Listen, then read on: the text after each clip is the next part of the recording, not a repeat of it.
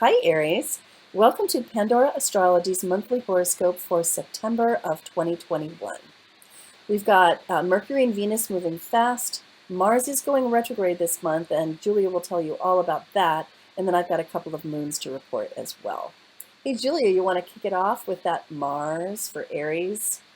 Sure. Well, hey there, Aries. Now, Mars, the planet of action, activity, also your ruling planet, goes Hmm. retrograde in Aries on September 9th, and that correlates with your first house of self. So that means that this is going to be a very personally frustrating period for you. It's going to frustrate everybody, but it's going to frustrate you on a very personal level. Yeah. You can also feel like you're just super brimming with energy, even a lot feistier than usual, because this can be a very sort of conflict-prone transit. Yeah. And also be wary, take extra careful, be extra cautious with your health as well, because it's a bit accident-prone. Especially Yeah, if you're like feeling a little extra impulsive and energetic, just be a little bit more cautious. and Get some driving. sleep. What about driving, Julia?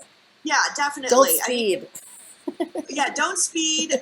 Don't do, because this can just bring out a lot of impulsiveness. It's not that something is fated to be bad that's going to happen to you. Right. It's just that you yourself are an agent for this martial energy. Yeah. So choose wisely. Then on between September 10th and the 12th, all of the outer planets, as well as Mars, are also retrograde at once. So during this month, and especially during that window of time, just be cautious with starting any new ventures. And that can be professional new ventures like expanding a business, that can be personal new ventures like buying a home, because with all these retrogrades, it's going to create a lot of squirreliness with all sorts of new starts. So better just keep going on the project you're already on. And also, Jamie and I made a Mars triggering the pandemic hot degree video, which basically looks at this Mars retrograde transit on a greater scale. So you should also check that out too. And you can find it in the pandemic news playlist as well. Now, Mercury, the planet of communication and mentation, is moving very fast right now, which is great. And it's going to be entering your 7th house on September 5th. And the 7th house is the house of partnership.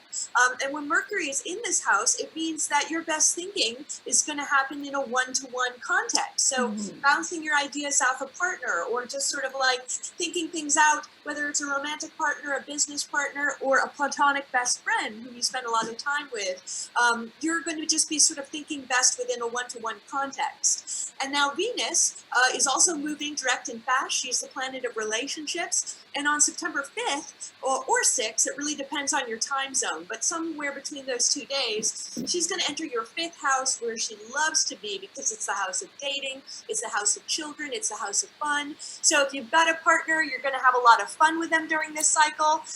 If you're looking to date somebody, this is a great time to go online and meet somebody new who you want to talk to, maybe have a socially distanced date.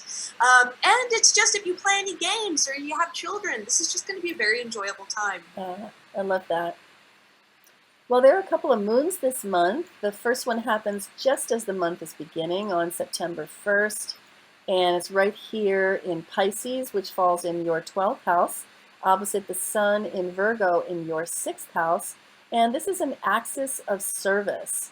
The sun is pulling for you to be in physical action, doing useful activities, setting up structures, implementing systems.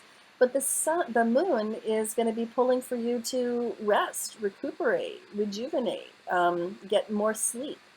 And Aries, you are a person of action, right? You like to be moving, but during this particular moon might be a really good time to catch up on some sleep, and to deliberately engage in some dream time, by which I mean maybe do some daydreaming. Maybe sit yourself down instead of leaping in your characteristic fashion. This moon has some great stuff with it, including a grand trine in Earth, Pallas Athena up here trining the sun, and Uranus over here also trining the sun. So this moon definitely brings opportunities for implementing the dreams and visions that you come up with. So it's really worthwhile to do that dreaming. And that might just mean, getting some really good sleep. So then on later in the month, around the 18th, I think it is. It looks like here it is. There it is in late Virgo. We have the moon in moon and the sun together in a new moon in Virgo, and this one we're calling Integrity Holds the Key. And the reason that we're calling it that is because this new moon, and new moons are all about new beginnings, fresh starts, and feeling that sense of freshness, like a spring, just emerging from a mountain. It trines the pandemic hot degree where Saturn and Pluto connected early this year. So there's a way that Virgoan integrity, that desire to restore wholeness, that focusing on the details, that healing impulse can really help you with the lesson of the pandemic hot degree, which for you has fallen in the 10th house of career. And so this is saying that the 6th house matters, meaning, the ways that you organize your everyday life and particularly organize your work, showing integrity there may really help you to get through this pandemic year in a better way. And I earnestly wish that for you. So I think that's the stuff that we have for you this month, Aries. I hope you enjoyed it. If any of these themes are interesting to you and you want to explore them more fully in a reading, you can always find us, Jamie and Julia, for readings at pandoraastrology.com/services.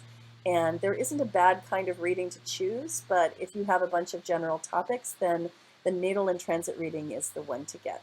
And we'll see you around the cosmos. Bye. Bye.